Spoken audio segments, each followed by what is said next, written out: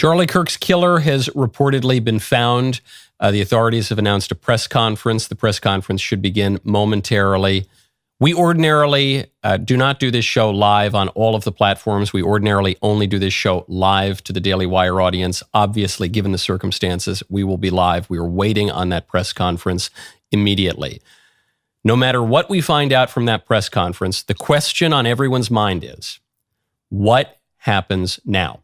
The Vice President of the United States has personally escorted Charlie's remains back home. The FBI may have found the assassin. There will be a long prosecution, a lot of interesting information that's come out, even just this morning out of that. The rest of us are trying to figure out how to uphold Charlie's legacy and pull our country back from what just about everyone feels is the brink. And I fear that many people are drawing precisely the wrong conclusions. I'm Michael Knowles. This is The Michael Knowles Show.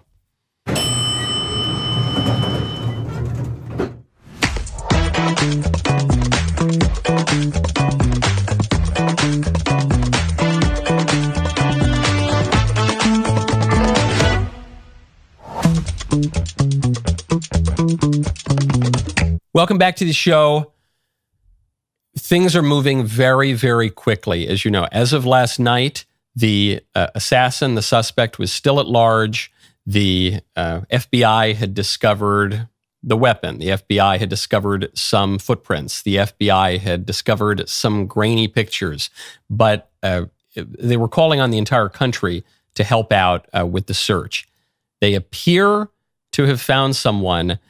President Trump appeared this morning on Fox and Friends to give just some of the details. I don't want to go too far. I'd like to tell you some stories at how it happened, but essentially somebody that was very close to him turned him in. And that happens when you had some of those good shots. Somebody is going to say, whether it's a parent or whatever, I'd rather not say right now. They're going to announce it today, sometime later, probably talk about that. But somebody close to him turned him, they said, whoa. It's interesting where we had very good pictures, but not great, not perfect. And when you look at it, what happened is somebody, and this happens a lot. It happened with the crazy Boston bomber. It happened with others. Somebody that's close recognizes even a little tilt of the head, which nobody else would do. And somebody that was very close to him said, that's him. And essentially went to the father, went to a U.S. Marshal, who was fantastic, by the way. And the person was involved with law enforcement, but was a person of faith, a minister. And brought him to a U.S. Marshal, who was fantastic. And the father convinced the son, this is it. And so the president here is saying someone who was close to the shooter turned him in, or rather, someone who was close to the shooter notified the father, and then he was apprehended. The reporting that's coming out right now is that the suspect's father was able to secure him, and that it was the suspect's father who called law enforcement.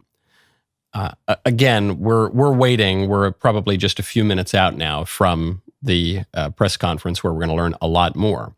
But if that was in fact the case, it raises this question. Why would the father tune in? I think we're getting law enforcement here addressing the crowd. Let's get to it.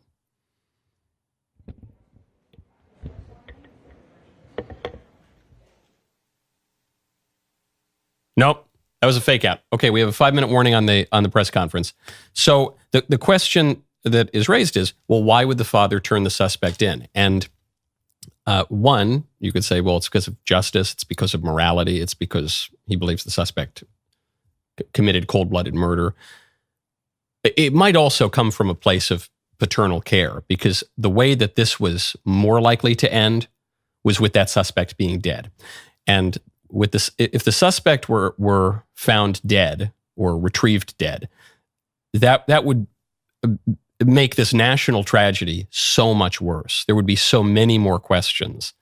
There would be so much more doubt in a country that already does not trust one another.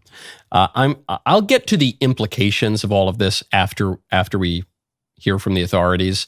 I'll get to the media reaction. I'll get to what this says about our political culture. I'll get to what I think is the path forward, because I think a lot of people are drawing the wrong conclusions. But just for right now, I want to focus on who this person could be. The FBI released video last night of the suspected shooter. They had video from around the Utah campus. The shooter was up on the roof, shot Charlie, and then immediately fled off the roof, jumped down. Here's the video that we had last night. Those that are going to follow this, you're going to see a very distinctive T-shirt with an American flag and appears to have an eagle on it. There's also a baseball cap with a triangle on it and a pair of sunglasses. All distinctive, all things that we would ask the public to look for and try to identify if they know someone who has those items, who has been seen wearing those items. We're looking for all that information. Please pay close attention to the T-shirt, like I said, very distinctive with that American flag and that eagle. The hat with the triangle and the sunglasses. If you go to the next picture. So this comes out last night, and I know a lot of people look at it and say, well, how are you supposed to tell who that is? It's a grainy photograph. This guy's covered up with a hat with sunglasses. President Trump made the point, well, sometimes if it's a loved one, if it's someone you know, even just a little tilt of the head, you say that's the person. Or, as the FBI is saying here, oh, I recognize those shoes. Oh, I recognize that shirt. And so because the suspect was able to escape, a lot of people were just called upon to give any information they can. This is why, not that we want to include the photograph of the shooter in the show, but if the suspect is at large, if anyone has any additional information, this was a plea by the government to a country that is obviously fractured, that is increasingly fractured, in which a large portion of the country celebrated the cold-blooded murder of a man who just wanted to go talk it out on campuses with his opponents, graciously and generously. This was a plea to say, hey, if we have any common humanity left, if we have any shared community left, we need your help. We cannot do it alone. You have to reach out. And reportedly, that is exactly what happened, that someone close to the shooter contacted the father. The father reportedly called authorities and said, I have secured my son. This raises questions too. Does it mean I'm distracting my son until you get here? Does this mean that I'm physically restraining my son? Does this mean I'm locking my son in a room? We just don't know. We're waiting now on all of that. What we do know is what the Utah governor promised yesterday, which is that the death penalty will be pursued. This would appear to be appropriate. To put it diplomatically.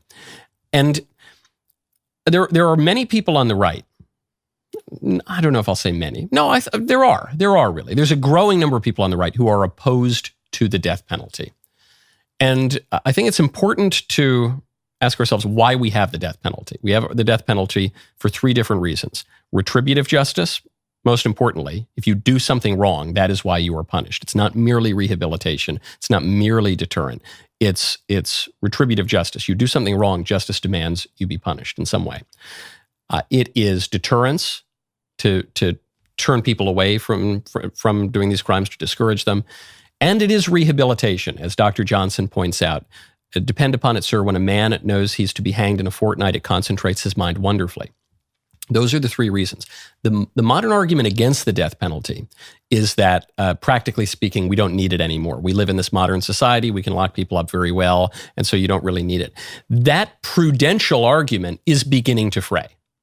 As we let criminals off the hook, as we have mainstream calls to abolish prisons, as we have this kind of violence and terrorism spreading, not merely the targeted assassinations as happened to Charlie, but regular old street crime, women being set on fire in New York City subway cars, women, refugees being stabbed in the neck on Charlotte trains.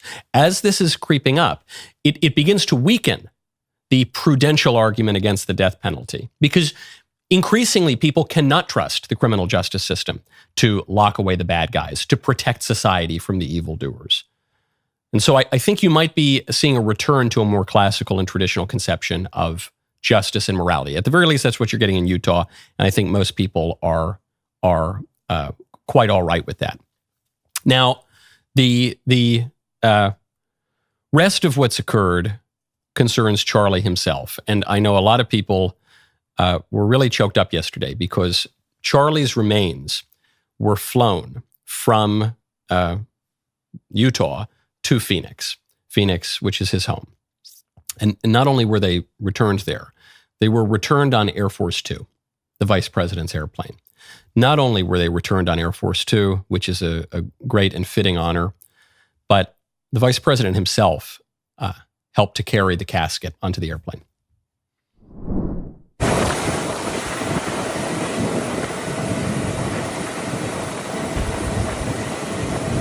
For those of you who are only listening, there's JD, front right side of the casket, carrying his friend's body. The vice president and Charlie Kirk were quite close, all the way onto the airplane. A beautiful gesture from the vice president, and one that is not only fitting at a personal level, but is fitting from a political and public level, because Charlie was not only a public figure, but he was one of the most important political figures in the entire country, even though he didn't hold office, even though he didn't pass laws. Maybe because he didn't hold office and pass laws. But I think it's no exaggeration to say a member of the cabinet could have been assassinated, God forbid. It would have been much less politically significant than Charlie Kirk being assassinated. And I'm counting both parties in this, really.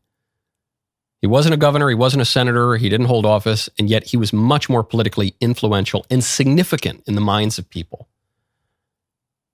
than any of them. And on top of all of that, he was a symbol of what many, many people wish for in this country, which is open dialogue, respectful, generous, gracious exchange, trying to talk it out, hear out the other side.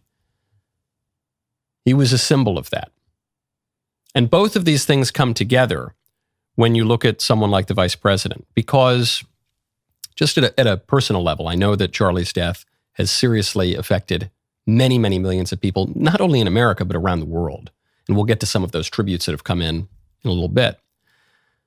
But also, he was a personal friend to a lot of us. He was a personal friend to a lot of us. He had a lot of friends.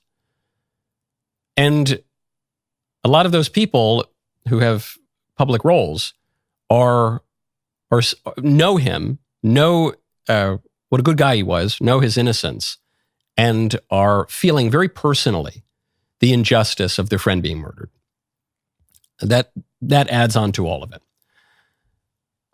And everyone else could feel that too. So the vice president helps to carry Charlie's casket onto Air Force Two. Air Force Two then lands in Phoenix. This is what Phoenix Air Traffic Control had to say when the plane landed. Welcome home, Charlie. You didn't deserve it. May God bless your family. Beautiful tribute, even from air traffic control. Welcome home, Charlie. You didn't deserve it. God bless you and your family. Charlie's widow, Erica, was walking down the plane holding hands with the Second Lady of the United States, Usha Vance. Not just even air traffic control. You know, I mentioned the day that Charlie was murdered, the Yankee Stadium held a moment of silence for him before the game. And I thought that was really astounding, not just because I'm a Yankee fan, love the Yankees, but I said, oh, wow, it's not just the American right that is saying nice things about him. It's not just the president of the United States and the vice president who are saying nice things about him. It's all of the other presidents in both parties. It's multiple heads of government from around the world. And I said, oh my goodness, it's even cultural institutions like the Yankees. The Yankees, though, a little secret is they've always trended a little bit more conservative. Even last night, the NFL, which is a downright leftist league, you know, leading the charge on disrespecting the American flag and BLM and all the rest of it.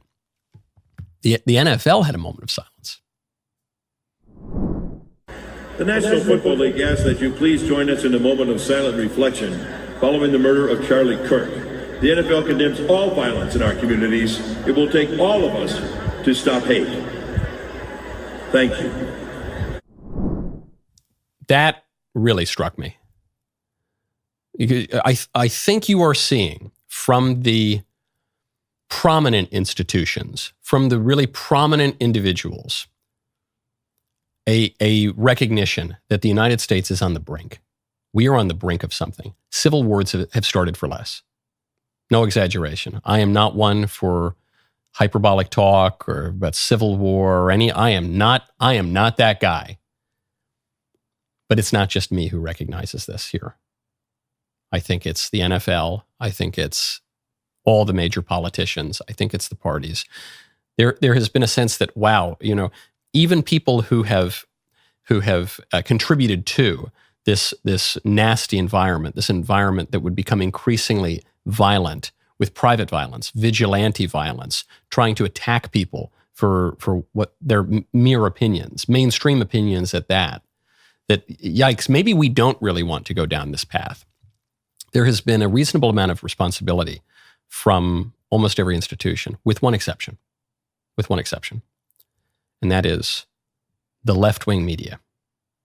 I mentioned yesterday on the show, I said everyone is going to be inveighing and with great anger about the horrific reactions from the left-wing media to Charlie's murder. I said, today is not that day. I said, yesterday is a day to mourn the man and to grieve, and there's an order to these things, and it's natural and it's good. I said, all of that is for tomorrow. Okay, we won't forget it. We won't let it slip. Our blood will boil on simmer for 24 hours as we mourn Charlie. We'll get to that tomorrow. Well, tomorrow is here. And it's very, very important to pay attention to what elite liberal media had to say about this. Not some fringe stuff. I'm not pulling up all of the degenerate leftists on Twitch or whatever. I'm not finding the most sensationalist small potato that I can find. I am pointing to the major networks. Here we have MSNBC's reaction. In which a shooting like this happens. Yeah, and again, emphasize what you just emphasized. We don't know any of the full details of this. That we don't know if this was a supporter shooting their gun off in celebration, or so we have no idea. That was Matthew Dowd, MSNBC contributor. Charlie Kirk is shot. Everyone sees it on all the cameras. He's shot through the neck. And I think most people, the moment they saw the video, recognized he was almost certainly dead. And the left-wing official news analysts' immediate reaction on the left-wing news network was, well, I mean, who knows? Maybe it was a supporter shooting off his gun in celebration.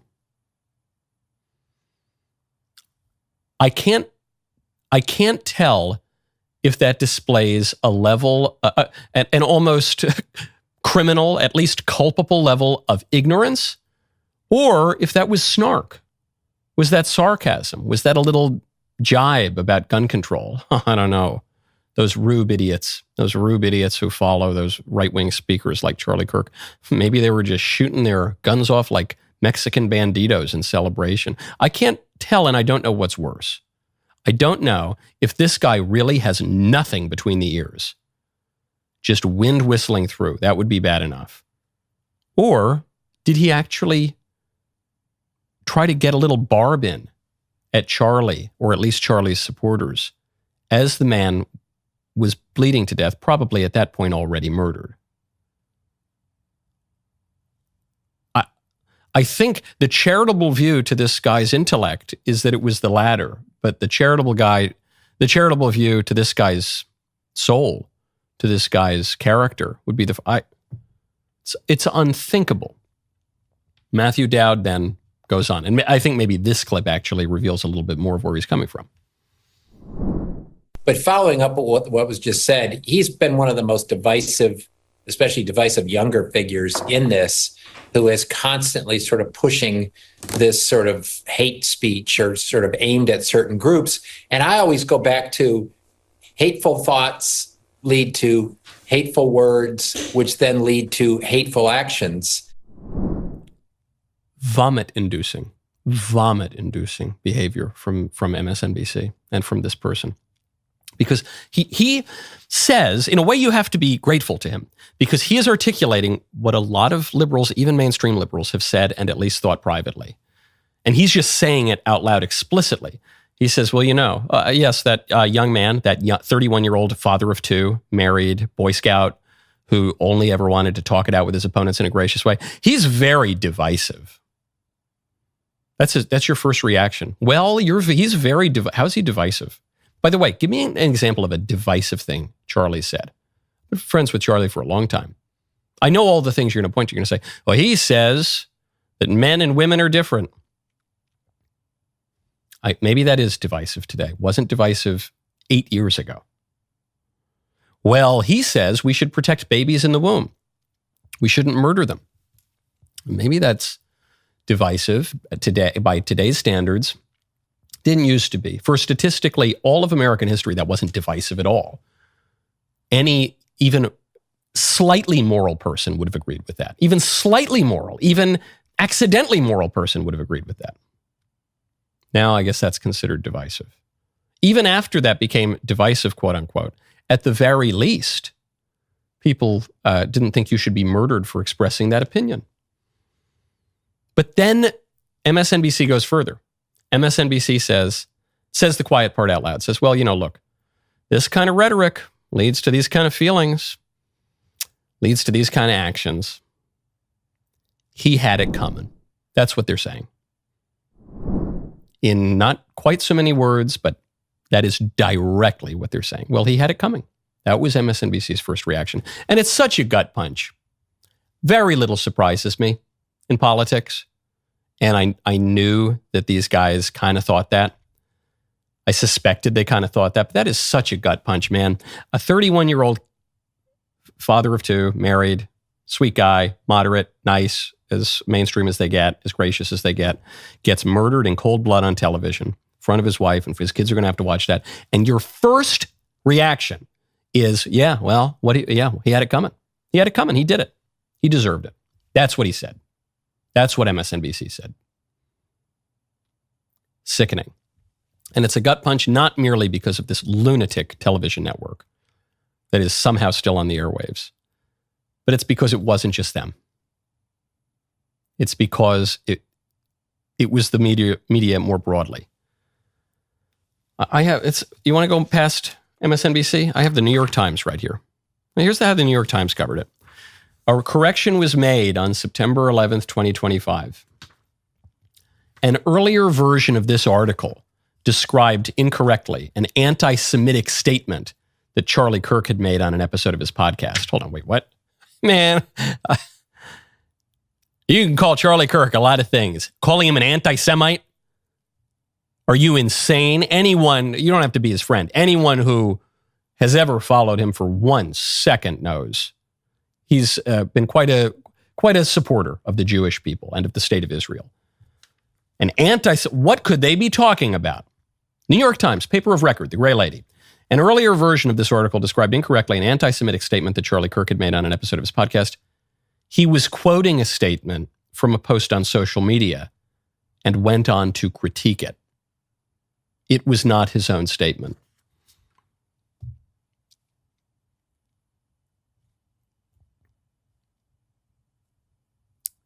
Young man, totally innocent, murdered in cold blood by, it would appear, a political opponent. Maybe a political opponent who reads the New York Times. Gunned down for expressing his views and mainstream views at that. And you say, yeah, well, he's probably a Jew hater. Yeah, he's a Jew hater, Charlie Kirk. He's an anti-Semite. Oh, he's like the head of the Ku Klux Klan, isn't he? Like a Nazi. Oh, sorry, correction. And even the correction is so nauseating. Listen to the first statement. An earlier version of this article described incorrectly an anti-Semitic statement that Charlie Kirk had made. He didn't make the statement. He didn't make, your correction needs a correction. You could say an anti-Semitic statement that Charlie Kirk read. You can say an anti-Semitic statement that Charlie Kirk reported on. It's not a statement that he made. A statement that you make is one of your own making. Even the correction is calumny. from the New York Times. Don't just say that's some left-wing streamer on Blue Sky or on Twitch or on what. Okay, maybe it's not that. But that's just that left-wing cable network, MSNBC. It's the New York Times. It's their most prestigious news outlet. It's their correction is to slander, to libel, to calumniate him. These are the mainstream elite places. By the way, before we let MSNBC off the hook, it's not even just Matthew Dowd. We're getting the press conference. We've been given just a minute or two warning here. It's not even just the analysts who come on MSNBC. There's an MSNBC anchor who came out and decided to criticize Charlie Kirk the moment this happened.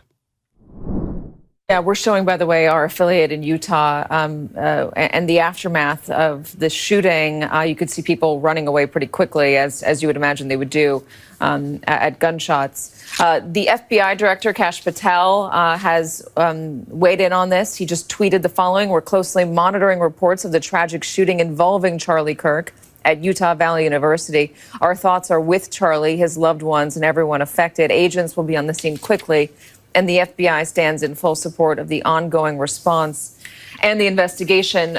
Charlie Kirk is a divisive figure, polarizing, lightning rod, whatever term you want to use. Why? Well, he's one of MAGA's most prominent voices online.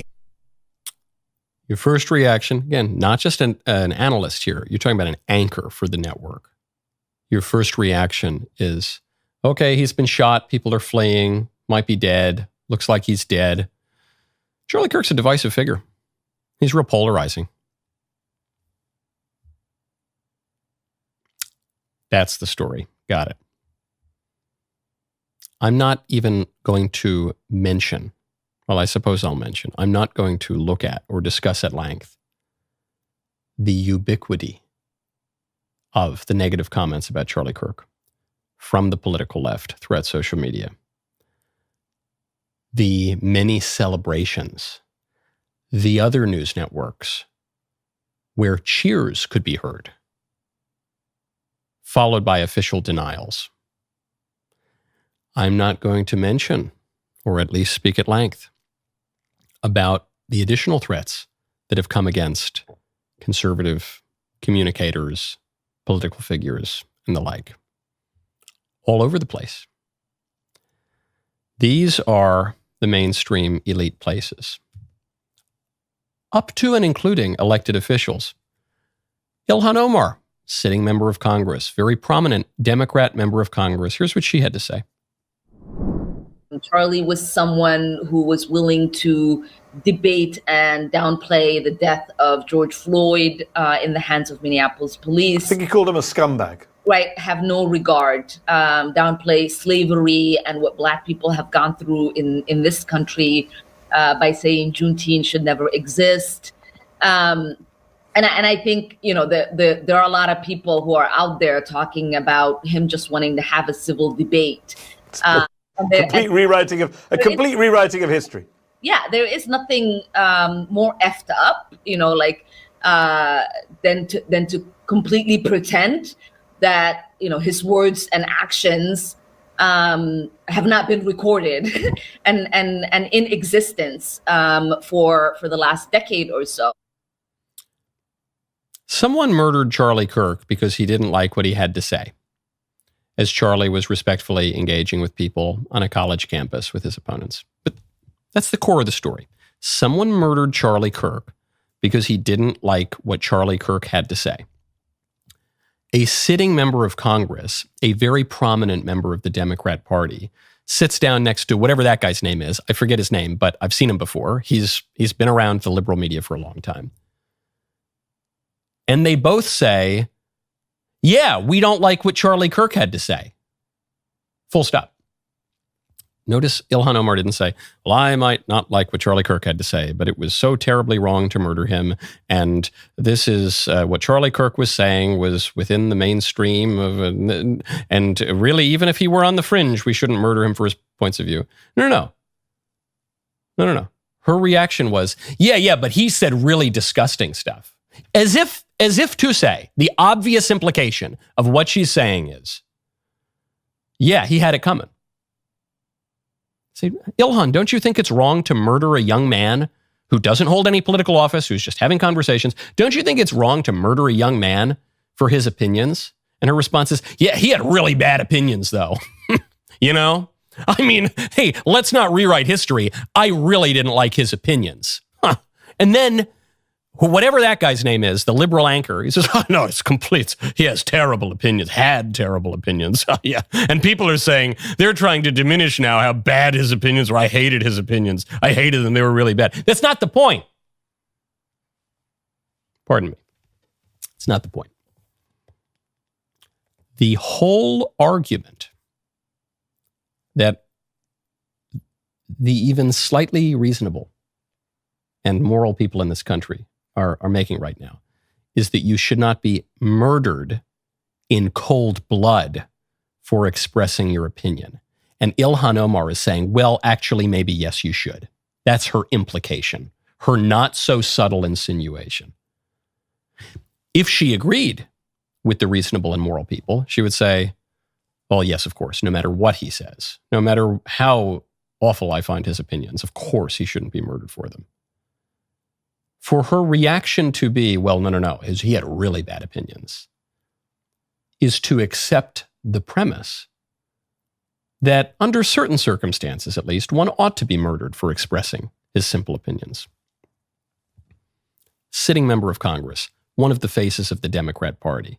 That guy's name, whose name I forget, but whoever that guy is, he's been on a lot of networks before. I've seen his face. I think we are now getting the press conference. We'll get to what happens now, because I think people are drawing a totally wrong conclusion. We'll get to the press conference. We will hear from Governor Cox, FBI Director Kash Patel, and Sheriff Mike Smith. We also have with us Utah DPS Commissioner Bo Mason, Lieutenant Governor Deidre Henderson, FBI Special Agent in Charge Robert Bowles, and local and federal law enforcement partners. Following the remarks today, Governor Cox, Director Patel, and Commissioner Mason will take questions. Thank you.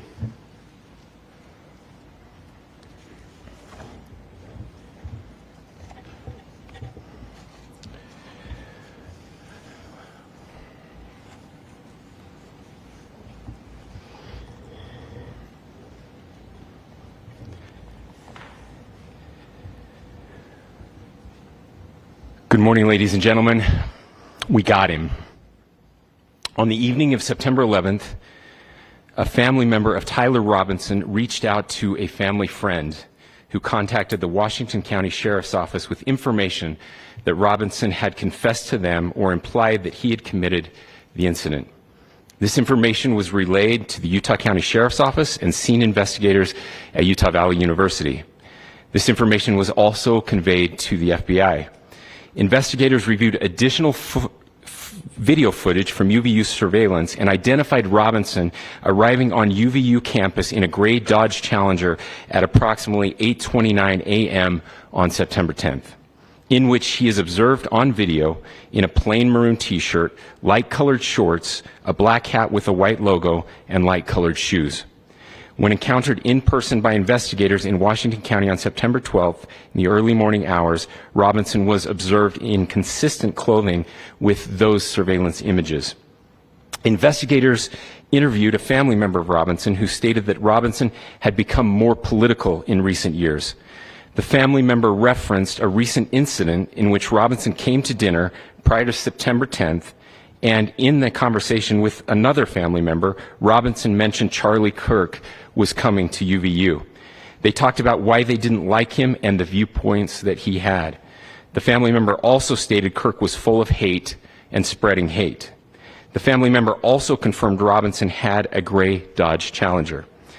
Investigators identified an individual as the roommate of Robinson. Investigators interviewed that roommate, who stated that his roommate, referring to Robinson, made a joke on Discord. Investigators asked if he would show them the messages on Discord. He opened it and showed several messages to investigators and allowed investigators to take photos of the screen as each message was shown by Robinson's roommate.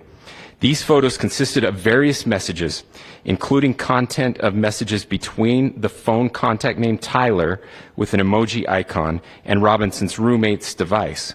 The content of these messages included messages affiliated with the contact Tyler, stating a need to retrieve a rifle from a drop point, leaving the rifle in a bush, messages related to visually watching the area where a rifle was left, and a message referring to having left the rifle wrapped in a towel. The messages also refer to engraving bullets and a mention of a scope and the rifle being unique. Messages from the contact Tyler also mentioned that he had changed outfits. I know there's been speculation as well as to the writing on those casings, those bullet casings, and I believe we have that as well. And I will share that with you now. So the area north of Campus Drive Road where the suspect crossed over, you saw some of that in the video that we released last night, consists of a grassy area with trees on the edge of the UVU campus. Investigators discovered a bolt-action rifle wrapped in a dark-colored towel. The rifle was determined to be a Mauser Model 98 30-06 caliber bolt-action rifle. The rifle had a scope mounted on top of it. Investigators noted inscriptions that had been engraved on casings found with the rifle. Inscriptions on a fired casing read, "Notices, bulges, capital O-W-O, what's this, question mark." Inscriptions on the 3 unfired casings read, "Hey fascist, exclamation point, catch, exclamation point." Up arrow symbol, right arrow and symbol, and 3 down arrow symbols. A second unfired casing read, "Oh Bella Chow, Bella Chow, Bella Chow, Chow Chow." And a third unfired casing read, "If you read this, you are gay, LMAO." We are indebted to law enforcement across the state who's worked seamlessly together, local law enforcement, state law enforcement, and our federal partners with the Federal Bureau of Investigation. We're grateful for everyone who worked together in such a short amount of time to find this person and to bring justice. I want to thank the public who has been so engaged, reviewing videos, helping us with sending in tips, and helping us get to this point. I want to thank the family members of Tyler Robinson who did the right thing in this case and were able to bring him into to law enforcement as well. I especially want to thank the family of Charlie Kirk, Erica, Charlie's parents, his children. I want us to be thinking of them as we bring justice in this case. They will be involved in that justice. We will be working very closely with them as we move through this process as well. This is a very sad day for our country, a terrible day for the state of Utah. But I'm grateful that at this moment we have an opportunity to bring closure to this very dark chapter in our nation's history. With that, I will now turn the microphone over to the Director of the FBI, Kash Patel. Thank you, Governor. This is what happens when you let good cops be cops. The FBI and our partners are proud to stand here today together to bring justice to the family of Charlie Kirk and honor his memory. I want to express my deep gratitude to President Trump, the Vice President, and the entire White House who have been so incredibly supportive with both resources and just personally to the FBI as a team. They had our backs the entire way, and I just want to express my gratitude for giving us the resources we need to operate in this space to bring this sort of justice at this sort of speed. In 33 hours, we have made historic progress for Charlie. Governor Cox, our partnership has been absolutely incredible these last few days. Our partnership will endure. Your state and local partners, your sheriffs, your DPS community has been unbelievably impressive in the hardest of times. in a case like this cannot be solved, cannot be brought without partnering with your state and local authorities. The FBI has a certain role to play, and we will play that role, and we will lead out for the federal government. But Governor Cox, we are so grateful for your state partnership that led out on this investigation. A little bit of the timeline. Charlie was shot at 12:23 p.m. on Wednesday. The first FBI agents arrived on scene in 16 minutes with chiefs of police at 12:39 and secured the scene. The FBI immediately launched fixed-wing assets. We utilized these assets to transport personnel, specialty technicians, hostage rescue teams. We also utilized these assets to go back and forth from the East Coast and here in Utah to transport forensic evidence and other evidence that will be analyzed and is being analyzed at our FBI laboratories in Quantico and other laboratories, including the ATF. At my direction, the FBI released the first set of FBI photos of the suspect at 10 a.m. local time on 9/11. Then, shortly thereafter, the FBI reward of $100,000 was released at 10:45 a.m. local. Myself and Deputy Director Bongino arrived on the scene at approximately 5:30 p.m. on 9/11. The governor led a press conference last night at approximately 8 p.m., where at my direction, the FBI released a never-before-seen video of the suspect.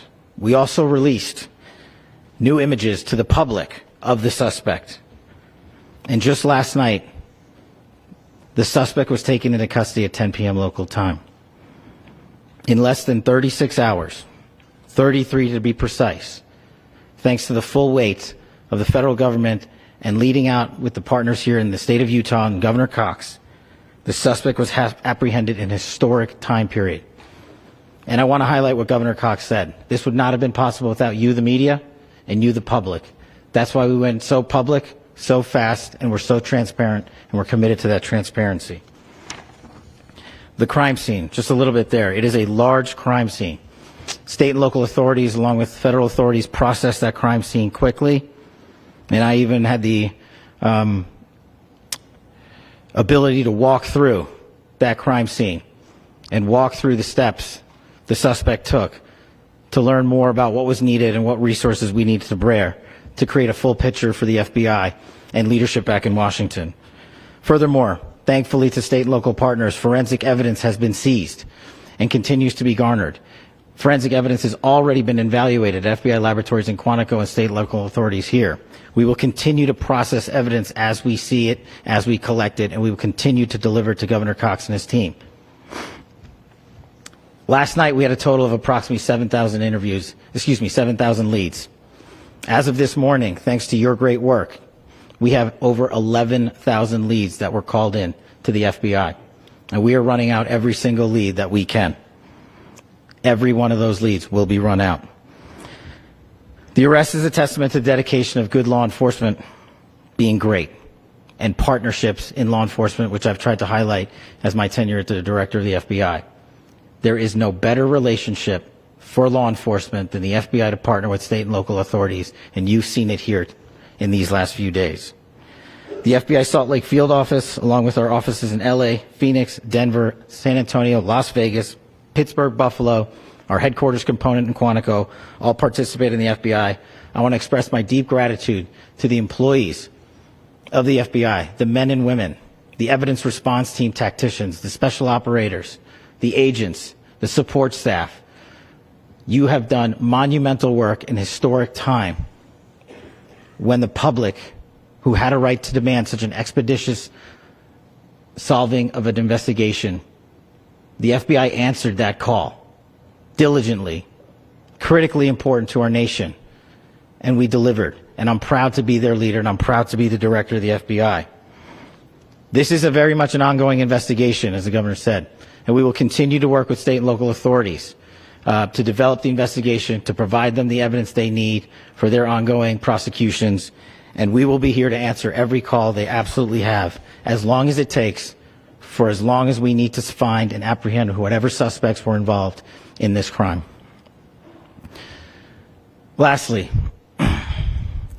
to my friend Charlie Kirk, rest now, brother. We have the watch, and I'll see you in Valhalla.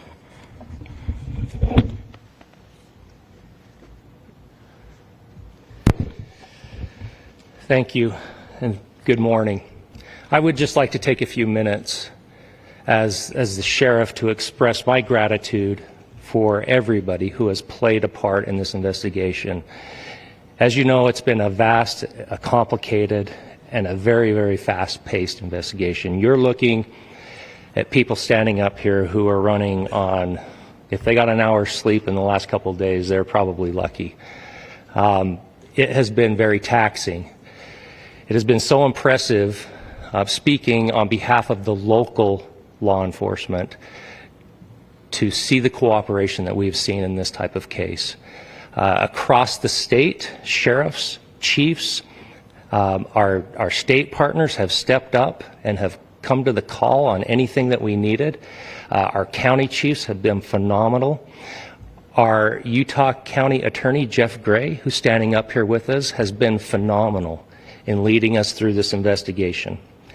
I would like to thank the federal government for their resources, their assets. Our local team here, our FBI team, has been extraordinary in helping us work through this and bring this person to justice.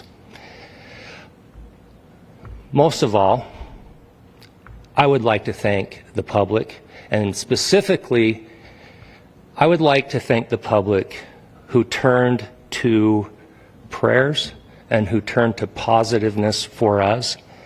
I would like to thank them on behalf of the law enforcement community, because we needed those prayers. That's what we needed to get through this. We needed your support, and you gave it to us. We needed your patience, and you gave it to us. And I would like to thank you for the Kirk family, because that's what they need, is your support and your prayers, and that will get us through all of this. So thank you, everybody, for everybody that have stepped up. We've had such a phenomenal response to this. Thank you.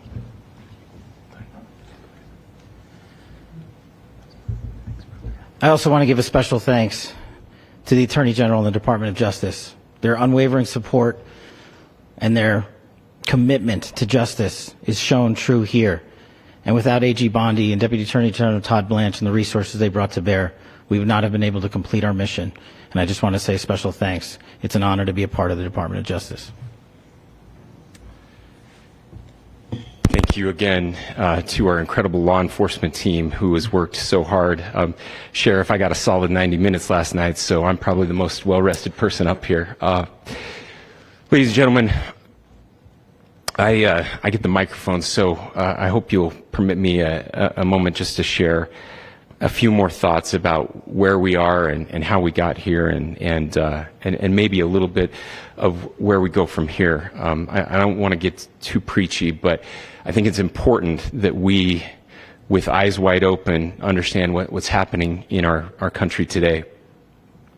I've heard people say, well, why are we so invested in this? There's violence happening all across our country, and violence is tragic everywhere.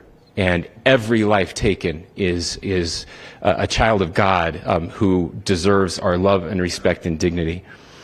This is certainly about the tragic death, political assassination of Charlie Kirk.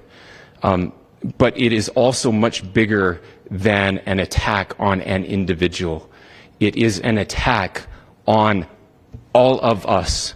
It is an attack on the American experiment. It is an attack on our ideals. This cuts to the very foundation of who we are, of who we have been, and who we could be in better times. Political violence is different than any other type of violence for lots of different reasons. One, because in the very act that Charlie championed of expression, that freedom of expression that is enshrined in our founding documents, in having his life taken in that very act, makes it more difficult for people to feel like they can share their ideas, that they can speak freely. We will never be able to solve all the other problems, including the violence problems that people are worried about, if we can't have a clash of ideas safely and securely. especially those ideas with which you disagree. That's why this matters so much. Over the last 48 hours, I have been as angry as I have ever been, as sad as I have ever been. And it was, as anger pushed me to the brink, it was actually Charlie's words that pulled me back. I'd like to share some of those. And specifically right now, if I could, I need to talk to the young people in our state, in my state, and all across the country. As President Trump reminded me, he said, you know who really loved Charlie? The youths. And he's right. Young people loved Charlie, and young people hated Charlie. And Charlie went into those places anyway. And these are the words that have helped me. Charlie said, when people stop talking, that's when you get violence. He said, the weak can never forgive. Forgiveness is the attribute of the strong. The only way out of the labyrinth of suffering is to forgive. Welcome without judgment, love without condition, forgive without limit. He said, always forgive your enemies. Nothing annoys them so much. A few months ago, I referenced this last night, Charlie posted to social media, when things are moving very fast and people are losing their minds, it's important to stay grounded. Turn off your phone, read scripture, spend time with friends, and remember, internet fury is not real life. It's going to be okay. He again said, when you stop having a human connection with someone you disagree with, it becomes a lot easier to commit violence. He said, what we as a culture have to get back to is being able to have a reasonable agreement, where violence is not an option. Now, again, to my young friends out there, you are inheriting a country where politics feels like rage. It feels like rage is the only option. But through those words, we have a reminder that we can choose a different path. Your generation has an opportunity to build a culture that is very different than what we are suffering through right now. Not by pretending differences don't matter, but by embracing our differences and having those hard conversations. I think we need more moral clarity right now. I hear all the time that words are violence. Words are not violence. Violence is violence. And there is one person responsible for what happened here. And that person is now in custody and will be charged soon and will be held accountable. And yet, all of us have an opportunity right now to do something different. I want to thank my fellow Utahns. This bad stuff happens. For 33 hours, I was praying that if this had to happen here, that it wouldn't be one of us. That somebody drove from another state, somebody came from another country. Sadly, that prayer was not answered the way I had hoped for, just because I thought it would make it easier on us if we could just say, hey, we don't do that here. And indeed, Utah is a special place. We lead the nation in charitable giving. We lead the nation in service every year. But it did happen here. And it was one of us. But I want you to look at how Utahns reacted the last two nights. There was no rioting. There was no looting. There were no cars set on fire. There was no violence. There were vigils and prayers and people coming together to share their humanity. And that, ladies and gentlemen, I believe is the answer to this. We can return violence with violence. We can return hate with hate. And that's the problem with political violence, is it metastasizes. Because we can always point the finger at the other side. And at some point, we have to find an off-ramp, or it's going to get much, much worse. But see, these are choices that we can make. History will dictate if this is a turning point for our country. But every single one of us gets to choose right now if this is a turning point for us. We get to make decisions. We have our agency. And I desperately call on every American, Republican, Democrat, liberal, progressive, conservative, MAGA, all of us to please, please, please follow what Charlie taught me. I'll just conclude with words I share often from a friend and author, Yuval Levin, who was asked if he was optimistic about our country. And he said, I'm not optimistic. He said, I hate optimism. God, that sounds bad. But he said, optimism is a vice. It's this idea that good things are just going to happen. And he said, in the history of the world, good things have never just happened. He says, I'm not optimistic, but I am hopeful. And hope is the virtue that sits between the vices of optimism and pessimism. Hope is the idea that good things are going to happen because we can make them so. I still believe in our country. And I know Charlie Kirk believed in our country. I still believe that there is more good among us than evil. And I still believe that we can change the course of history. I'm hopeful because Americans can make it so.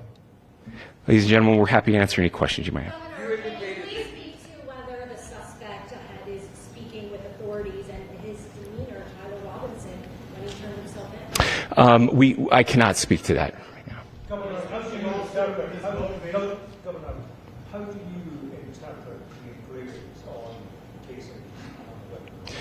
Well, I will leave that up to you to interpret what those engravings mean. I think the clearest one that says "catch fascist," there's not. And by the way, that's like catch like a ball, catch this.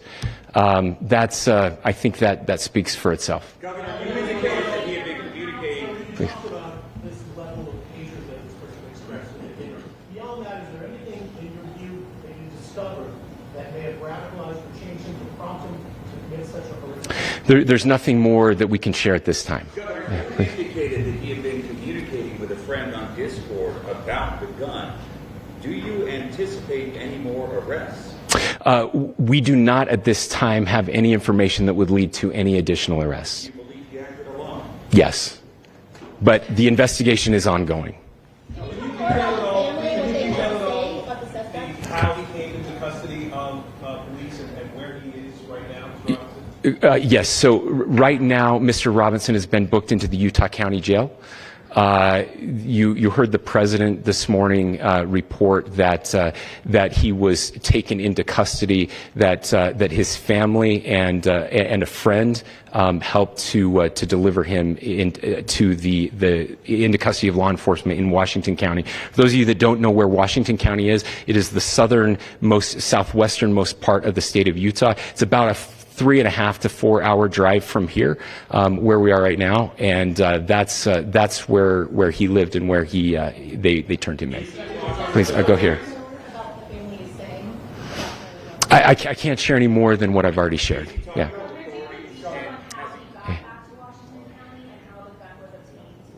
So how we obtained the gun? The gun was found here. So I don't have much more details on that. We do know that he drove. We had his car here on campus, and then we had his car going south back to the St. George. It's actually the city of Washington in Washington County. Is he talking with authorities and did he discuss a loading? I'm sorry? Did the suspect plan to carry out any other We don't have any information that would lead us to believe that. Yes, in fact, it was just released. Yes. I can't answer that right now. Yeah, thank you. Over here.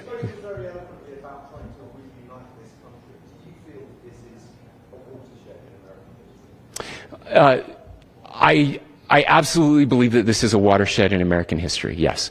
The question is what kind of watershed? And that chapter remains to be written. Is this the end of a dark chapter in our history or the beginning of a darker chapter in our history? Look, I mean, if you look at true political assassinations in this country of someone of this stature, this feels a lot like the late 60s. And having one so gruesomely displayed on camera in all of our hands and in all of our pockets, we are not wired as human beings biologically, historically. We have not evolved in a way that we are capable of processing those types of violent imagery. And by the way, we've seen another one with a gruesome stabbing very recently that went viral. This is not good for us. It is not good to consume. Social media is a cancer on our society right now. And I would encourage people to log off, turn off, touch grass, hug a family member, go out and do good in your community.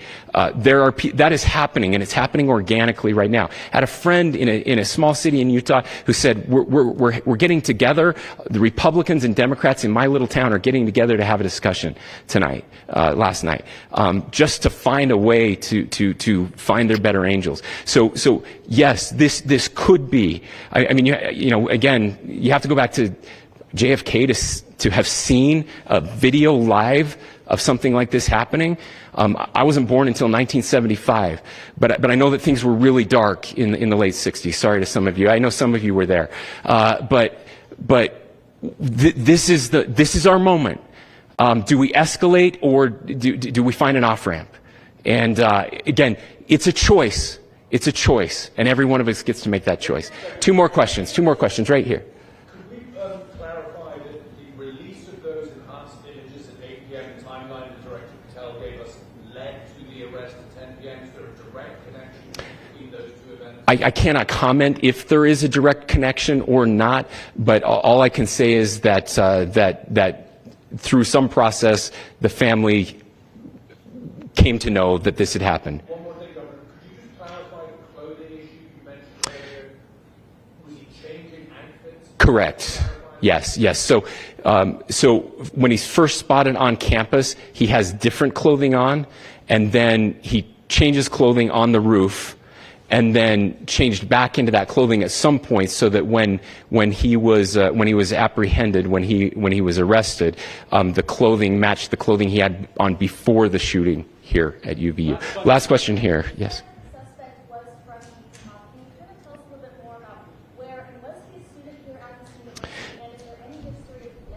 Yeah. So I don't have any information on the mental illness part. He was not a student here at UVU. He was living and had lived for a long time with his family in Washington County, in the southernmost part of our state. Thank you, everyone, for your great work in getting this information out. I would just say, process-wise, this may be important. I know many of you aren't familiar with the process in Utah. I think it's important that you understand that.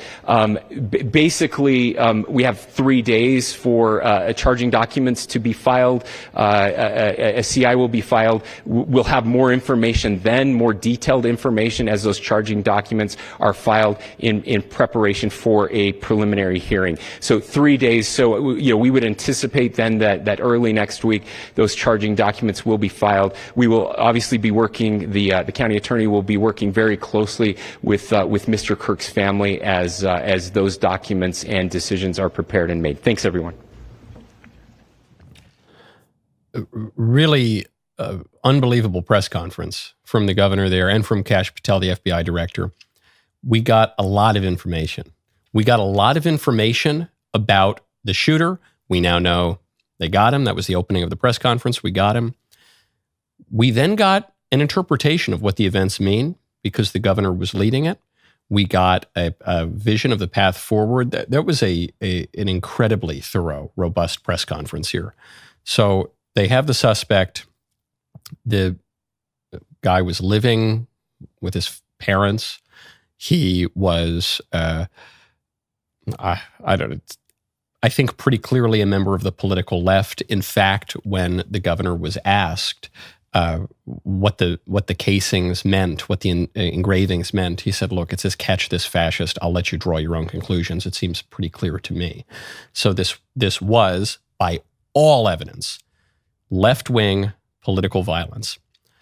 He also said that social media is a cancer and that our brains are just not wired to see this kind of political assassination up close in HD from someone that many people grew up watching, especially young people have been watching Charlie Kirk since they're 10 years old, and they see this guy murdered in a very gruesome way on their phones. He said, this is not good. This is not how we're built to live.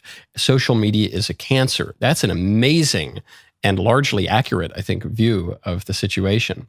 I was listening to a lecture the other day that pointed out that each social media website is tied to one of the deadly sins. I think this is in the Thomistic Institute. And so LinkedIn is avarice, and Instagram is pride, and X, Twitter, is wrath. And it's just, there's so much wrath, and it's so gruesome. I was speaking last night to someone who said, Michael, it's so scary. When I watched the video, the scariest thing about watching the video of Charlie's assassination is that I felt nothing. This person didn't know Charlie. He agreed with him on some things, didn't agree with him on other things, what isn't particularly political. But I was taken aback. I said, what do you mean you felt nothing? He said, I felt nothing because I'm so desensitized to seeing this violence. It was 10 years ago. If you wanted to see a really gruesome video, you had to go to the darkest corners of the internet. Now, he said, I've seen multiple murders just in the past 3 days in high definition on my phone. He said it scared me, that fact about myself. No question about it.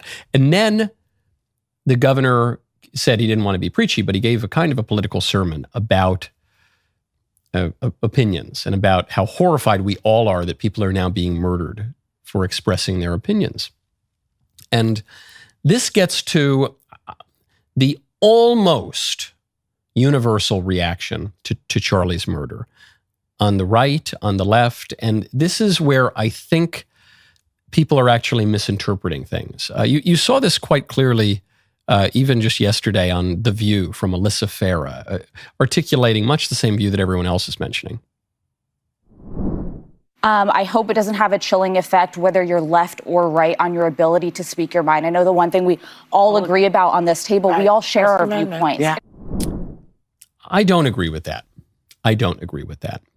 And I agree with the broader sentiment that I want to get back to a civil society where we can speak and where we can articulate views like reasonable people and have our traditional self-government and all the rest of it. I agree with the governor on that. I agree with everyone who's saying it. But I don't agree that the immediate reaction to this has to be to just speak a lot more, to not tamp down any kind of speech. That what we need to do, we just need to engage a lot more in the open marketplace of ideas. I think that is a totally wrong interpretation of what's just happened. Charlie Kirk did the best job it is possible to do in the most generous, gracious way of engaging with the left in the free marketplace of ideas. He did it literally in a wide open field many, many times. Anybody could come up to him and ask him any question about anything. He gave it the best shot. And the left killed him for it. The left murdered him for it.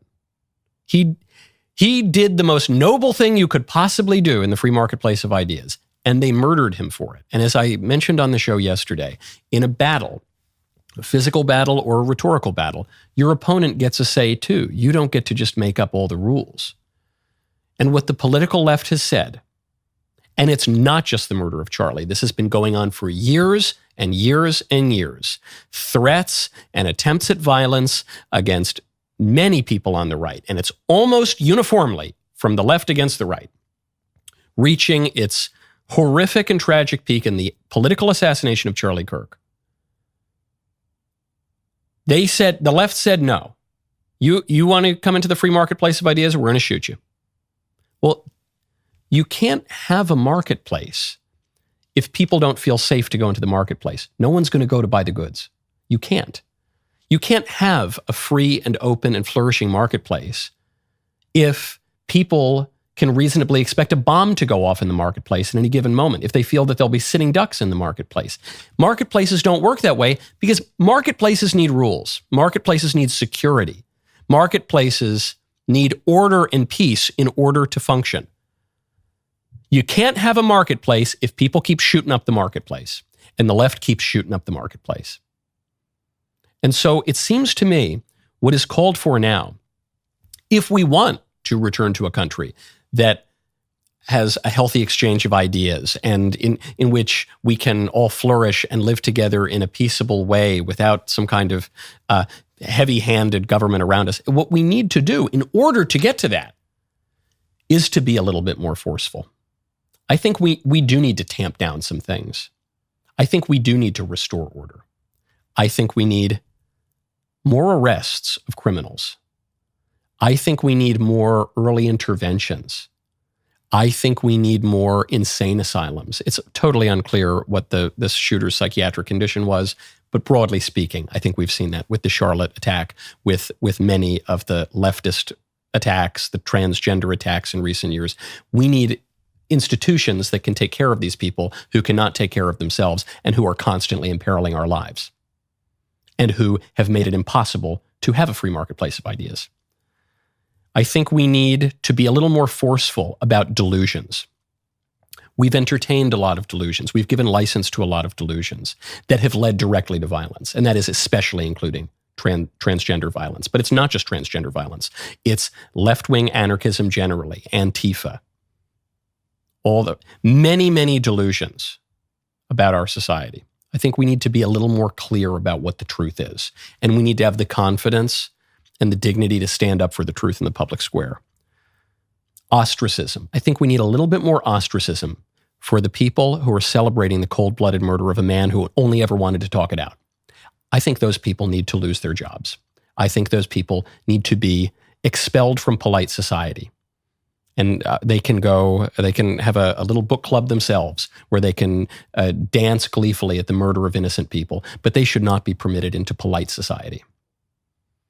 I think we need clarity and force on that front. In the government, in the educational institutions, in corporate America, in society.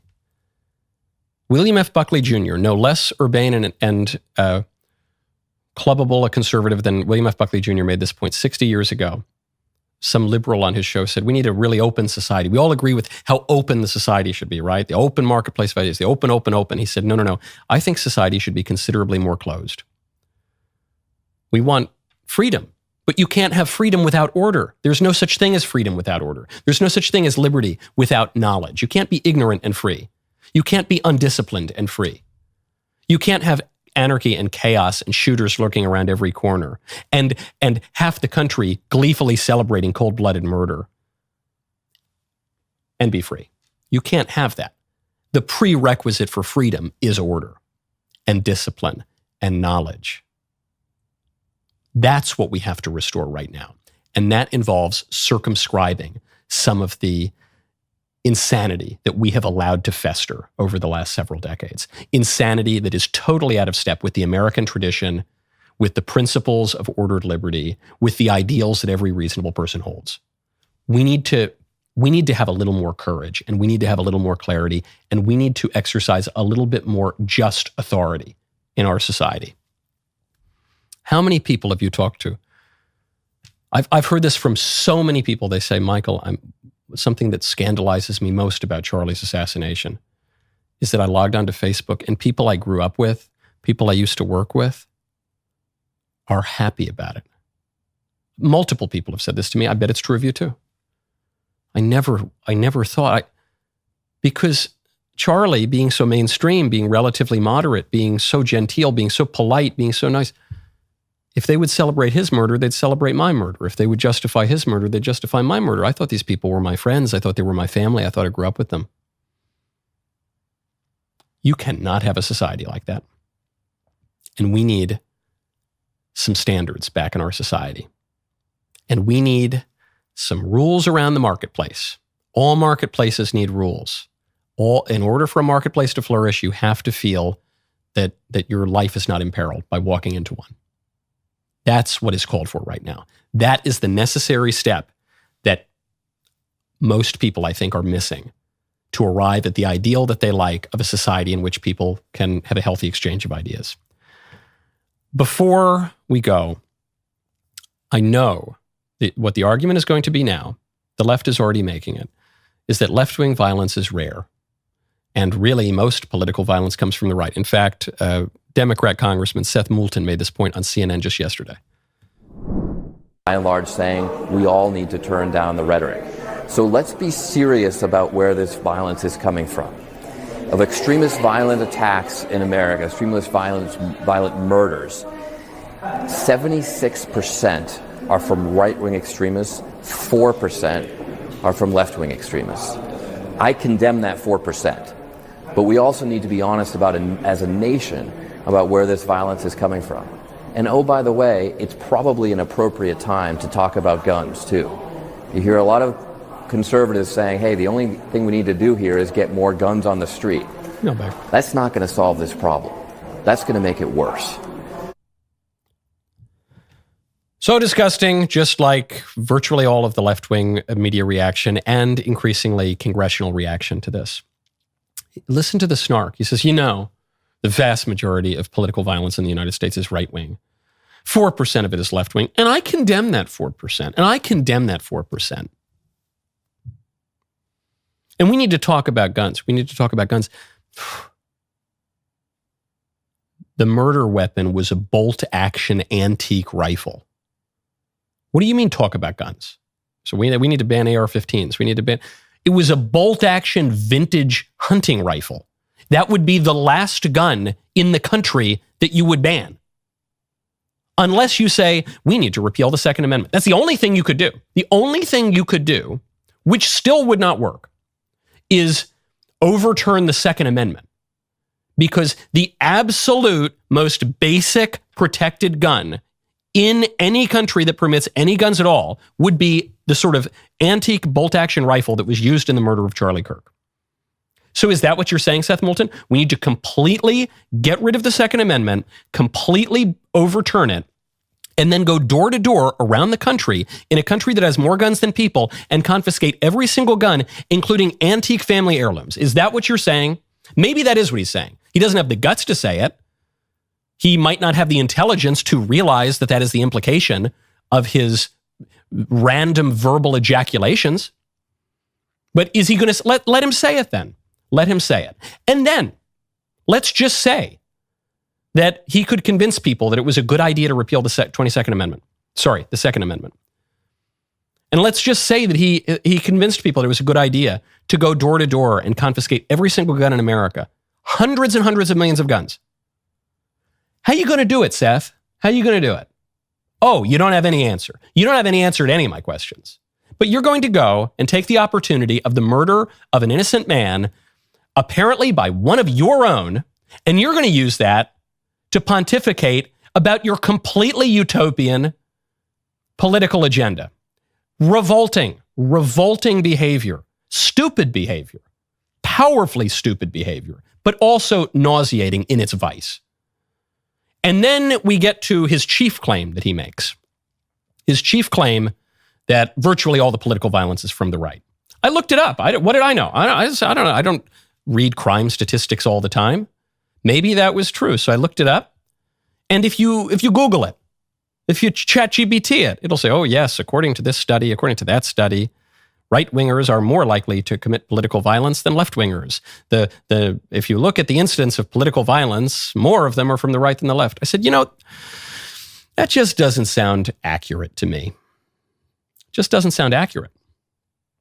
I myself have been targeted with political violence over the years.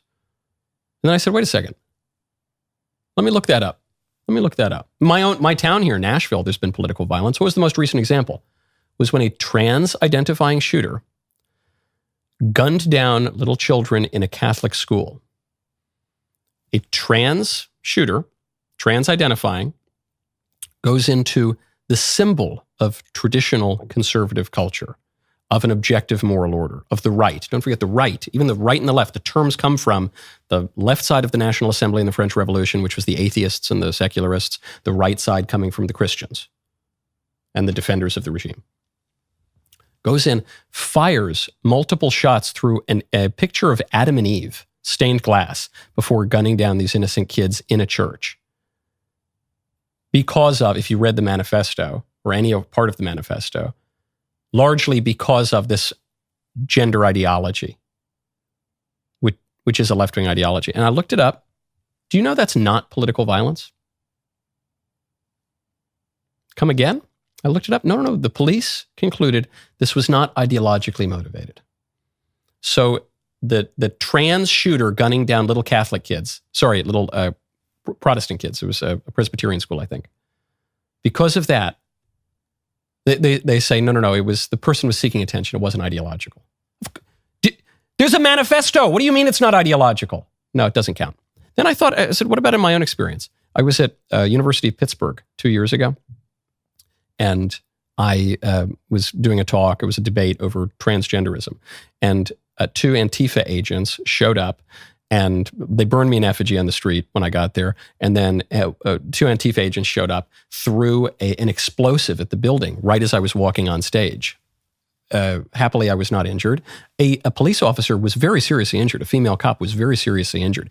This couple were hardcore anarchists, Antifa operatives, who would go to Antifa meetings, who were caught going through TSA with explosive material on them multiple times. I looked that up. Do you know that's not left-wing political violence? No, they pled down. They got an obstruction of justice charge, one of them. So it's obstruction of justice, not... Do you know how people like Seth Moulton arrive at the conclusion that there's more right-wing political violence than left-wing political violence?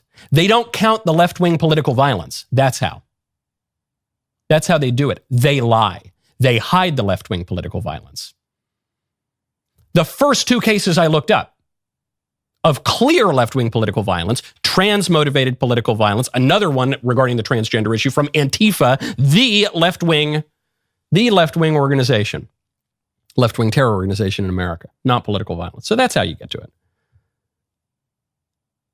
We all know, because we have eyes and ears and memories, that left-wing political violence in America is much, much, much more prominent. And there's a double scandal here, because not only will the authorities not do anything about it, they won't even admit that it exists. They'll hide it. President Trump, of course, addressed the role of violence here. He said this at the White House yesterday about the importance of nonviolence. How do you want to see your supporters respond to this? Charlie Kirk was a big advocate of nonviolence and free speech on campus. How do you want your supporters to respond, sir? I think that way. He was an advocate of nonviolence. That's the way I'd like to see people respond. Yes, absolutely. Totally agree. Totally agree. But if one side is violent and you don't want the other side to become violent, then the state needs to enforce the law and to maintain order with the credible threat of just violence. This is the part that I think people are missing. We want to get back to the society where we can exchange ideas freely. We want to get back to the society where we can have the faith that we're not going to be murdered just for articulating our views. We want to get back to a society where we don't resort to political violence, of course. You don't get there by just wishing upon a star. Certainly, we pray. We pray to the true God. Prayer is the first resort, not the last resort. Certainly, we do that. We also have a civil authority that has to do something. And what they have to do is not ban 80-year-old hunting rifles that are impossible to ban in the first place. The way that we do that is not by cheering on or excusing the murder of an innocent man for stating his opinion. The way that we do that, the way that you go from a society in which one side, most prominently, is murdering the other side which wants to be nonviolent. The way that you get back to that is you need to have a just kind of violence, not vigilante violence, not private violence. Nobody wants that on the right. On the left, I guess they do. But in order to do that, you must have the state come in for the common good to defend the traditional and normal standards, to keep the guardrails of the society in place, to rigorously prosecute certain kinds of speech like threats, like fraud, like libel, like all of the kind of speech that's speech, quote unquote, that's never been protected in America, like fighting words, all these sorts of things. That's the only way you get to it, because you don't have liberty without order. It's not possible. And Governor Cox in that press conference said, it feels like the late 1960s when society spiraled out of control. That's right. We need order. There will be some kind of order. Will it be the good, just order that distinguishes between right and wrong and chooses the right, that distinguishes between true and false and chooses the true? Will it be that kind of order? Or will it be whatever we've got now? That's the choice for us. And that's the obligation, I think, for people in authority to do what we know is right, to have the prudence and the justice and the clarity to appropriately and forcefully insist upon what is right. No member block today. Ben is going to be going live momentarily. I'm Michael Knowles. This is The Michael Knowles Show. See you Monday.